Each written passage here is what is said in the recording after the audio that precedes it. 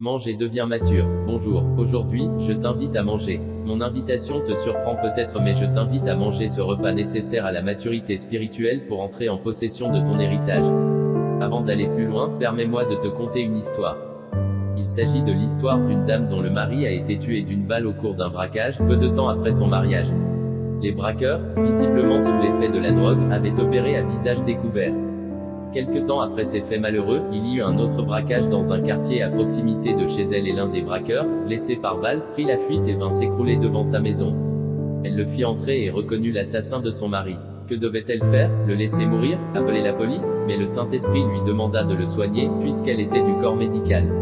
Elle le fit en lui manifestant toute sa compassion. Lorsqu'il fut complètement guéri, la femme lui rappela les circonstances dans lesquelles elle l'avait vu pour la première fois, au cours d'un hold-up où son mari avait été tué par l'un des bandits, c'est-à-dire, cet homme en face d'elle qu'elle avait soigné avec tant d'amour. L'homme fut bouleversé, profondément touché et il accepta de donner sa vie à Christ. Si vous aimez ceux qui vous aiment, quelle récompense méritez-vous? Les publicains aussi n'agissent-ils pas de même? Et si vous saluez seulement vos frères, que faites-vous d'extraordinaire? Les païens aussi n'agissent-ils pas de même? Soyez donc parfaits, comme votre Père Céleste est parfait, dit la Bible dans Matthieu 5 versets 46 à 47. Cette femme a eu le genre de comportement que la Bible qualifie d'extraordinaire. Elle a accordé son pardon au meurtrier de son mari et l'a soigné alors qu'elle a eu l'occasion de lui faire payer le mal qu'elle lui a fait. Quelle maturité spirituelle! Oui, il faut être mature spirituellement pour agir ainsi, avoir le caractère de Christ, comme je t'en parlais récemment. La maturité spirituelle est nécessaire si tu veux entrer en possession de ton héritage en Christ. Or, aussi longtemps que l'héritier est enfant, je dis qu'il ne diffère en rien d'un esclave, quoiqu'il soit le maître de tout, dit la Bible dans Galates 4:1. Comment devenir un chrétien extraordinaire? Comment devenir mature spirituellement? Il faut premièrement naître de nouveau en acceptant Jésus-Christ comme Seigneur et Sauveur afin d'avoir en toi la nature divine. Tu es né humain de tes parents biologiques mais tu dois impérativement naître de Dieu si tu veux avoir la nature divine et cela passe par la nouvelle naissance, Jean 3 versets 1 à 6. Es-tu né de Dieu? Si tu n'as pas encore donné ta vie à Jésus, je t'invite à le faire pour que tu deviennes enfant de Dieu car c'est en étant en Christ que tu pourras manifester le caractère divin. Dieu te donne, au travers de sa nature en toi, la capacité d'aimer, de pardonner, de parler, d'agir comme lui, de marcher dans ses voies. Sans cette nature, les enseignements bibliques que tu écoutes ne peuvent pas te transformer dans la durée. Ce sera juste comme un coaching mais qui ne pourra demeurer au point de te transmettre le caractère de Christ. Jean 3 versets 1 à 6. Mais il y eut un homme d'entre les pharisiens, nommé Nicodème, un chef des Juifs, qui vint, lui, auprès de Jésus, de nuit, et lui dit, Rabbi, nous savons que tu es un docteur venu de Dieu, car personne ne peut faire ces miracles que tu fais, si Dieu n'est avec lui.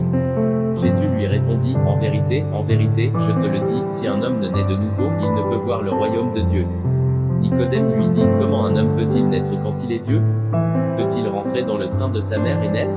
Jésus répondit, en vérité, je te le dis, si un homme ne naît d'eau et d'esprit, il ne peut entrer dans le royaume de Dieu. Ce qui est né de la chair est chair, et ce qui est né de l'esprit est esprit. Apocalypse 19:13, et il était revêtu d'un vêtement teint de sang. Son nom est la parole de Dieu. Hébreux 5:14, mais la nourriture solide est pour les hommes faits, pour ceux dont le jugement est exercé par l'usage à discerner ce qui est bien et ce qui est mal. Ephésiens 4:13, jusqu'à ce que nous soyons tous parvenus à l'unité de la foi et de la connaissance du Fils de Dieu, à l'état d'homme fait, à la mesure de la stature parfaite de Christ. Matthieu 4:4, Jésus répondit, il est écrit, l'homme ne vivra pas de pain seulement, mais de toute parole qui sort de la bouche de Dieu. Proverbe 16:24, les paroles agréables sont un rayon de miel, douce pour l'âme et salutaire pour le corps. Il faut ensuite que tu t'alimentes correctement pour pouvoir croître et devenir mature. Un enfant a besoin d'être nourri pour grandir. Un adulte a besoin de manger pour avoir des forces. Il s'agit du corps physique. L'âme, elle, se nourrit de la charge affective ou émotionnelle attachée aux paroles, aux actes, aux événements ou aux circonstances.